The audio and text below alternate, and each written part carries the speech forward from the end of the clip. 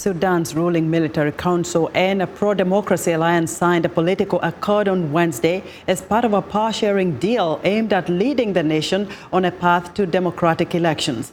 Emily Wither reports.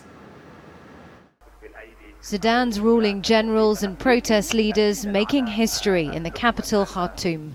The two sides signed a political accord on Wednesday as part of a power-sharing deal aimed at leading the nation to democracy. The agreement was reached earlier this month, but after a series of delays, talks ran late into the night as final details were ironed out. The deal is meant to pave the way to a political transition in Sudan after military leaders ousted former President Omar al-Bashir in April. It followed weeks of protests against him and a deadly crackdown.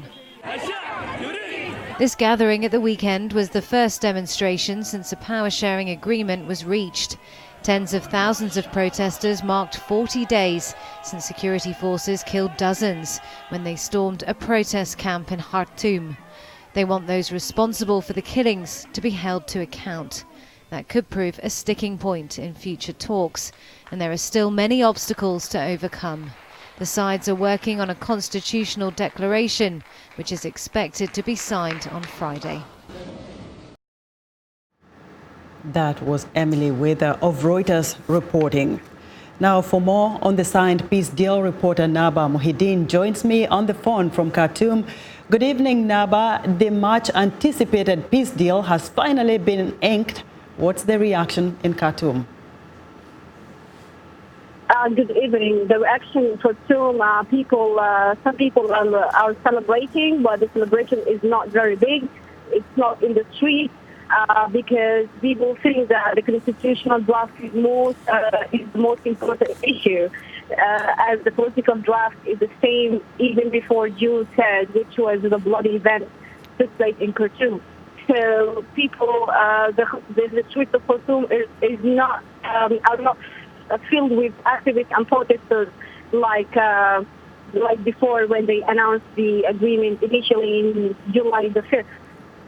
Now, Naba, the constitutional declaration, which is expected to be signed this Friday, seems to be a contentious issue here. What are the key issues really on this subject? The key issue in the constitutional draft is the authorities of the Sovereign Council, the Legislative Council, and the Ministers' Council, and the authoritative and the governing relation between the three councils, and also the immunity. It will discuss the immunity that TMT has asked for its members. So it's awaited more than the political agreement. Naba, again, there is this thorny issue about the military council requesting immunities for some of its members so that they don't face justice because of the deaths that followed the protests. What is the FCC, the Coalition of Forces for Democracy and Change, what is their position on this? Yes, our position has discussed if the members are convicted by criminal cases, they will be on trial, but it will be the last discussion on this, and the final decision and the agreement will be made on Friday. So it's discussed, but not yet agreed. Very briefly, Naba, does this Sovereign Council favor any of the sides, the military council or the FCC?